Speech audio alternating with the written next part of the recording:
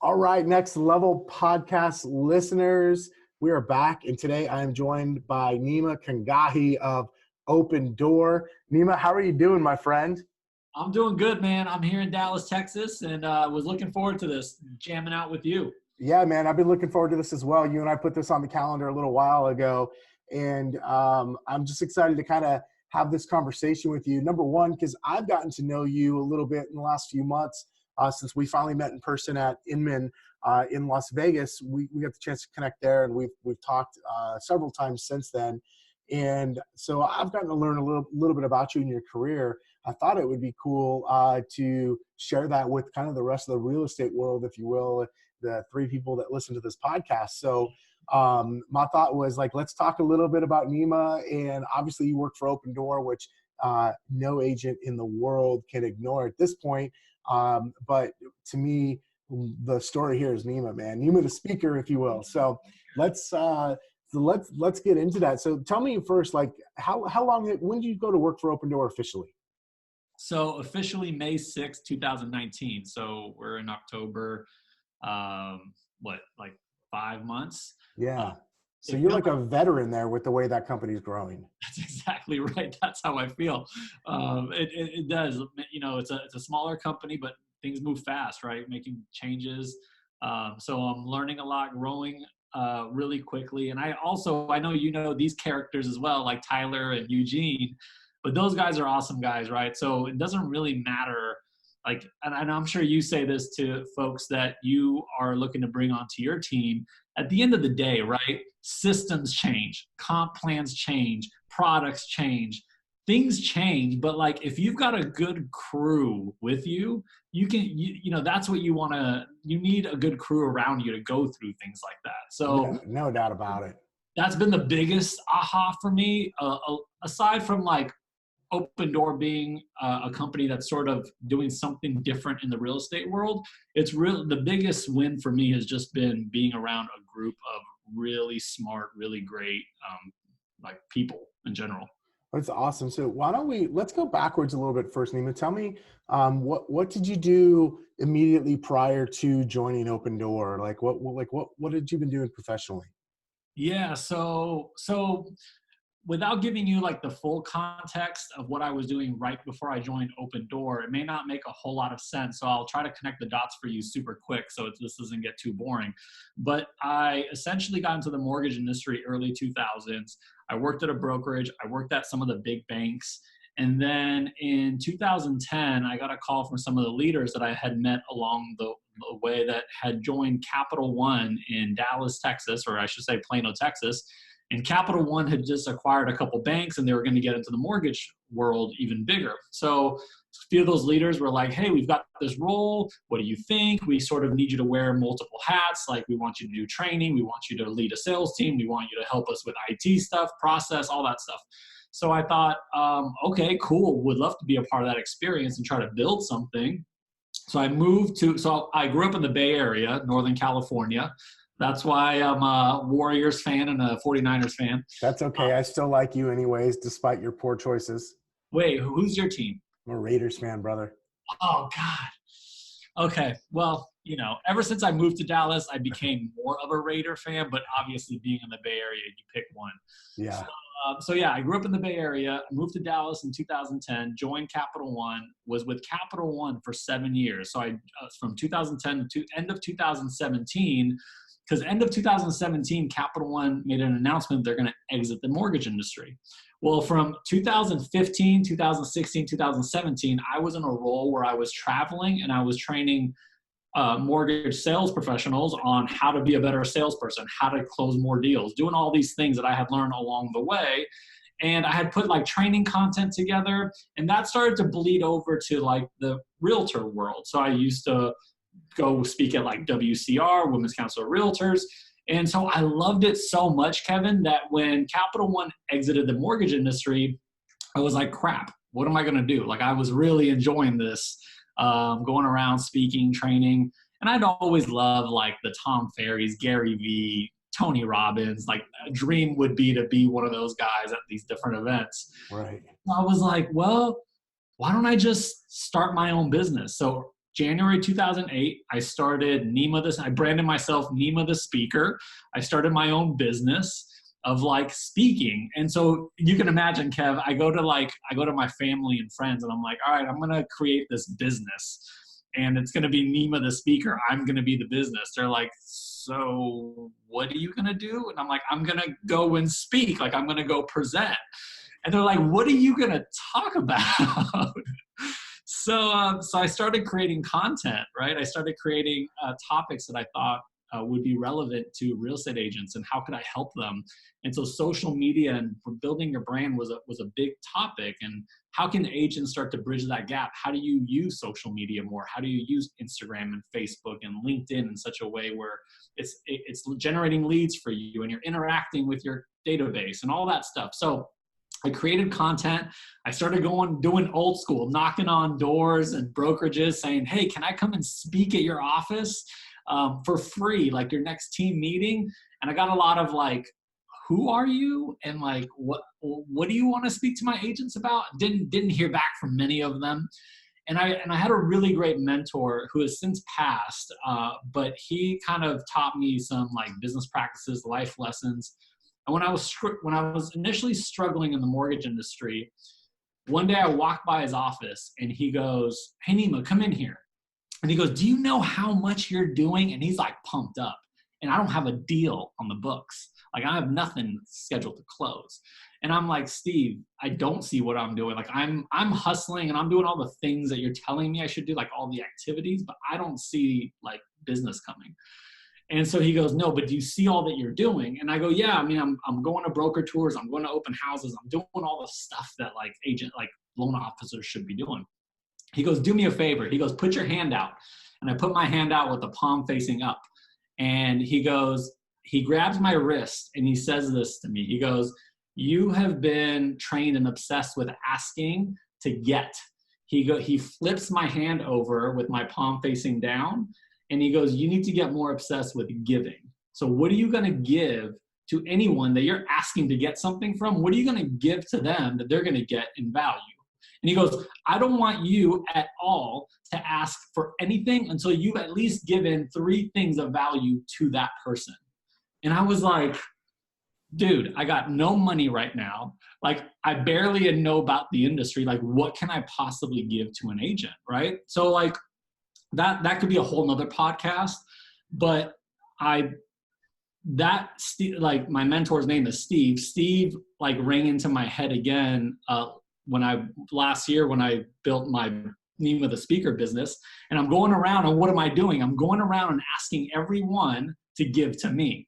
Give me an opportunity to speak at your office.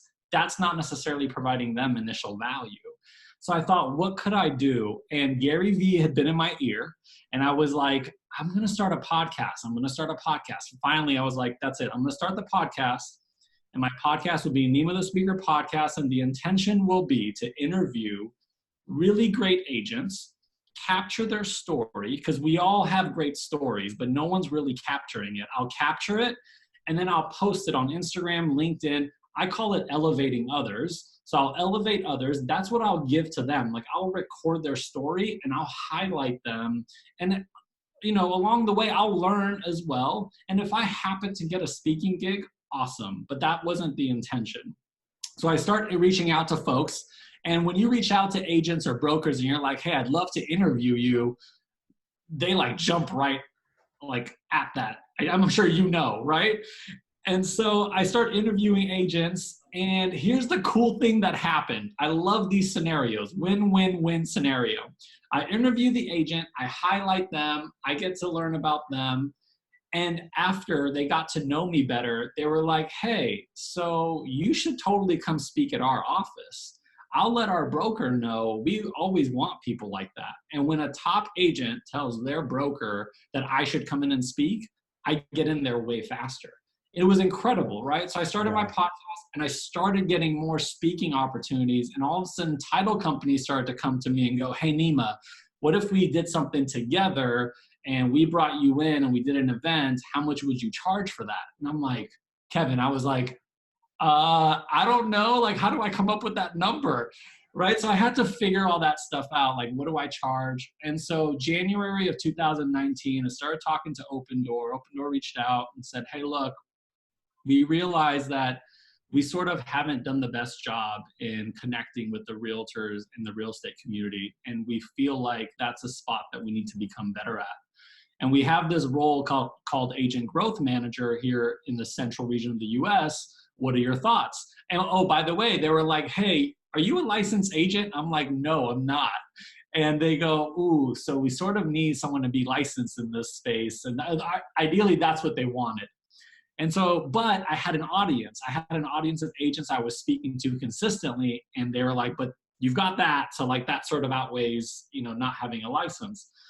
And so I wasn't sure if I was going to join. I went through the interview process. The more I got to learn about Opendoor, and the more I realized that, the main reason I even started my speaking business was I am really passionate about the real estate world.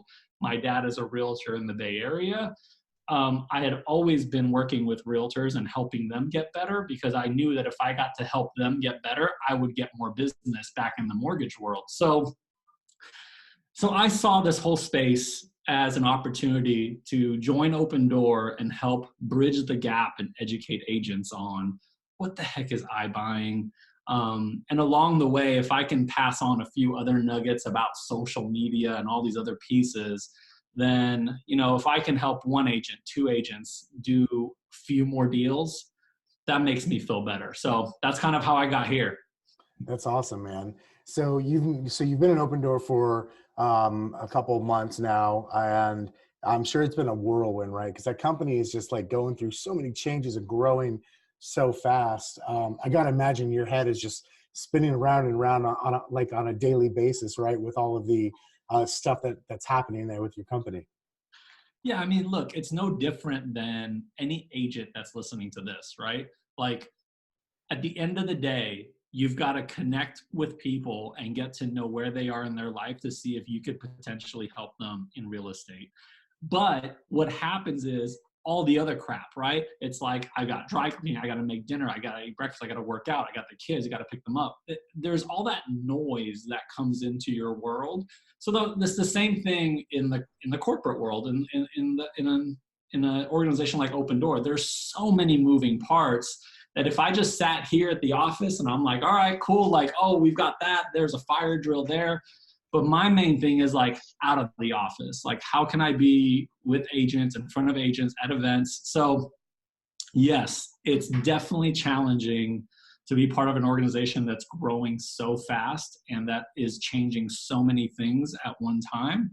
But if I get back to like, what's the core reason I joined, I sort of just try to focus and do things like this, where I can be on, a podcast with you talking about, agents and what can we do to get better. And that's the stuff that really gets me excited. So help me understand kind of in my terms, because now obviously, my position and my stance on iBuyer, Opendoor, and all iBuyers for that matter. And, but a lot of folks don't have an opinion yet, right? They're not sure if they should be scared of you guys, if they should embrace you, if neither of the above.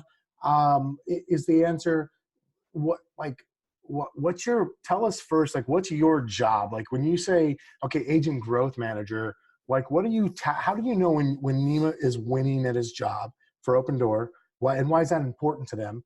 I guess let's start there. So how does Nima win at his job within Opendoor, and why is that important to Opendoor?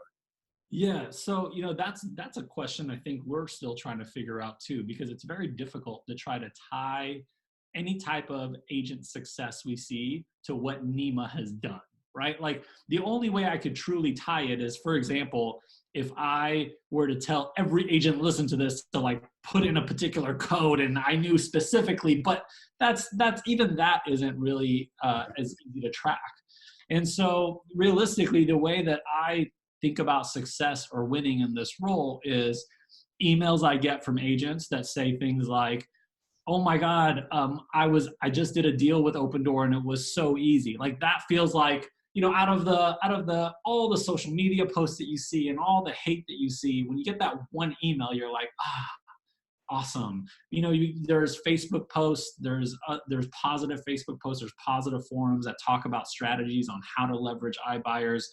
Those are the areas where I'm finding some success, or when I'm going around to different association meetings or conferences. I got to meet you at one.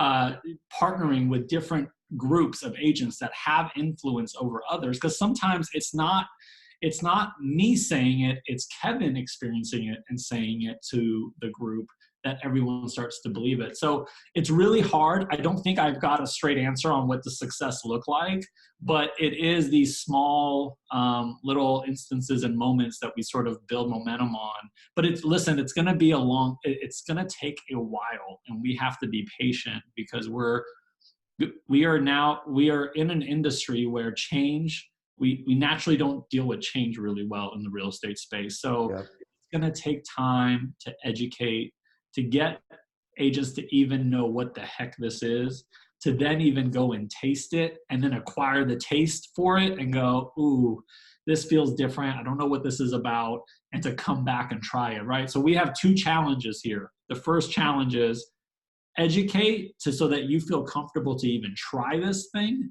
And then once you try it and it's not what you thought it was, or it's maybe different, to get you to come back so you don't judge it off of the initial experience you had, because it might be different. Okay. So let me ask you this. How do you explain to like a family member, friend, just kind of somebody outside of the industry, what is Opendoor? Let's start with that. And then I want to kind of morph into the conversation around realtors and kind of more of the real stuff that you deal with. Yeah, and you can imagine me starting back earlier this year. I get that question a lot from family and friends because they see me posting about Opendoor. Yep. So I think about things in like second grade level, right? Like I always tell people, like, dumb this thing down for me. And so the best way to describe it is these two ways. One, in the simplest way, we're a real estate tech company that buys and sells homes, right? So like that's like the one-liner of what is Opendoor? Opendoor is a real estate tech company that buys and sells homes. My version of that is, look, in 2019, or whenever Opendoor started, 2015, we were in an industry where primarily humans went around and bought homes. We have now evolved to where companies are willing to buy homes, and now they turn around and sell them. Some turn around and rent them. So all this means is, like, real estate has evolved. And when you think about selling your home, it's not just humans that come and place an offer now. There are companies that may want to buy your house. That's the simplest way to think about it, right? There's no other like funky thing about it. At a 30,000 foot view, that's really what it is. Okay. So now this could go down a rabbit hole. So, and I don't want it to go there because this podcast high level stuff, and I want to be able to keep moving the story along, but I think a lot of agents, the natural instinct is, it's like what you said, you're like, ooh, this is different. And some of the natural instinct could be, so you don't want a realtor there. What do you initially think of? Like, what's your reaction to hearing an agent say that after you said, hey, I'm Nima from Opendoor, and that's kind of their standard response? Here's the simple way that I explain to agents, and this is what I would tell my dad, right? My dad's a realtor. I'd say, look, this is how I explain it, Kevin. Opendoor is going to make an offer, and they're going to make their offer seem like it's the best offer and why you should take our offer and so on. Guess what? All the other iBuyers, you name them, right? Zillow, OfferPad, whatever. They're all going to come in and say, like, here's my thing, and here's my offer, right? They're all going to represent them. And then you've got like the flat fee services, like there's Redfin, and there's all these other options. And in a world where real estate was already somewhat complex for the consumer, in an effort for all of us to make it easier, we've made it even more confusing for the consumer, right? Yeah. But here's the thing. Whose job is it to actually simplify all the options that are out there, break down the pros and cons, and help you make a decision? Who else is going to do it in this entire equation if not the agent? But then here's the question. How can you actually break down each option if you're not even aware of each option, if you're not even educated on each option? And I'm a big fan, dude. I'm a big fan of, I believe the agent should be at the center of every transaction. But in 2019, what it looks like is, Kevin, I come to you as your listing agent, and I'm like, look, Kev, here's what I charge. I charge 3% for all the things I'm going to do for you.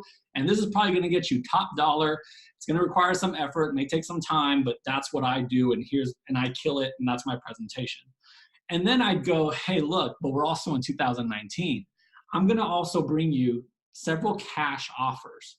I'm going to tell you the pros and cons about these cash offers so you know exactly what those options are, because you may be hearing about that. And I'll also break down what flat fee looks like, because I know you may hear about that, so I want to address it. I'm going to talk about each one of these options, and I want you to tell me which one you think works best for you, and I'm going to help make that one happen for you. I don't know how you lose when you play the game from that angle as an agent. And so that's why I tell all agents, Kevin, look, we could be seen as competition if you don't learn how to use us. If you learn how to use us, you flip us from competition to complement to your business, because now you're leading from that place, right? So that's the easiest answer I have is what I tell all agents, look, you should be at the center of the transaction. You should be helping your client make the best decision, because we are going to come at the angle of like, hey, Opendoor, we're the best, use us. But how are they going to know? Yeah, like every other, but I mean, isn't that the job of every buyer or every buyer's agent or representative, whether it's a company like Opendoor or any of the others you mentioned, or just your mom and pop buyer out there who are working with an agent, right? I mean, gosh, I train all of the agents on my team to, when they present an offer, best foot forward. Here's all the reasons why they want to do business with us, up to and including the way we fill out the contract, the experience they're going to have with us, why this family or this buyer, why he or she may want to live in this home, whatever like best foot forward, everything that's great about my client and the way that this potential buyer could bring a benefit to that seller, right, to the other side. And really, that's all that you're saying. That's what Opendoor is doing too, and that's really what we should all be doing when we're representing a buyer and when we're representing the seller. We're just trying to actually help the seller figure out which one of those is their best solution. It's their best, which one's their best match. Totally right. And you're totally right. This could go down a rabbit hole, and the arguments we both see on social media with peers and, folks that just don't see this space and aren't a fan of it. And a lot of them lean on the C word, convenience, right? And you see all these posts about, is it really worth the dollars you're leaving on the table for the convenience you're getting? We see that a lot, but I don't think people are addressing the other C, right? It's convenience paired with certainty that makes people leave dollars on the table, because some people value their sanity, right? Like their certainty and convenience combined in a world where there is a lot of uncertainty, where like, I don't know how much I should really list it for. And you're giving me these recommendations and I'm going to choose that number, but we're not 100% sure what the outcome will be. And we're not sure who's going to come by, how many people, what they may offer, when I'm going to sell, when it's going to close. There's a lot of uncertainty. And so I always tell agents, they're like, when we get into some sort of like argument, right? We go back and forth and they're trying to throw this whole convenience factor. And they're like, dude, I would not leave $30,000 on the table for whatever the number is, right? And I go, look, it's not just about convenience. It's just peace of mind and certainty. And some people, believe it or not, will choose to take less money. Well, and I've heard it put this way before too. Everybody on the planet knows that when you need to sell a car, the way to get the most money is to sell it privately. The way to do it the fastest and the most convenient and the most certain way is to trade it in. Most people trade it in and make less money for it.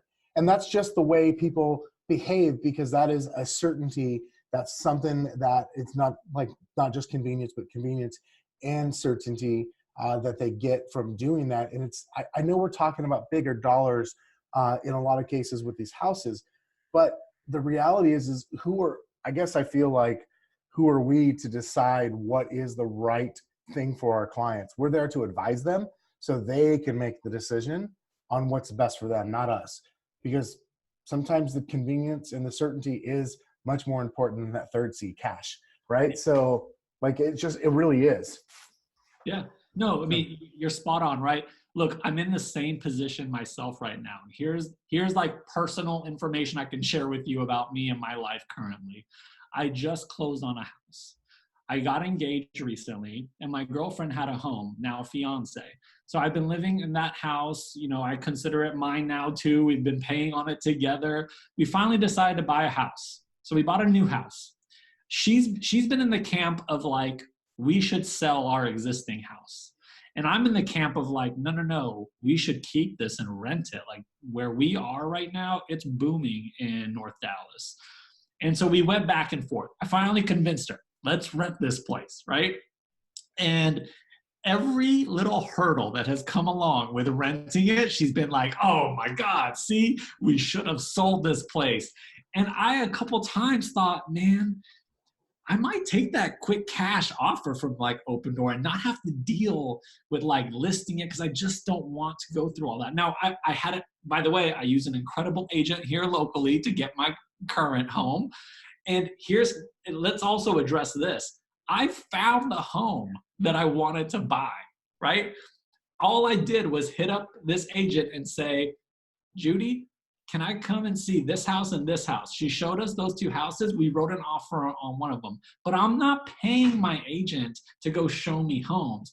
Judy made her money in the transaction because she helped me guide and navigate through. And that's why I still think you should have an agent represent you.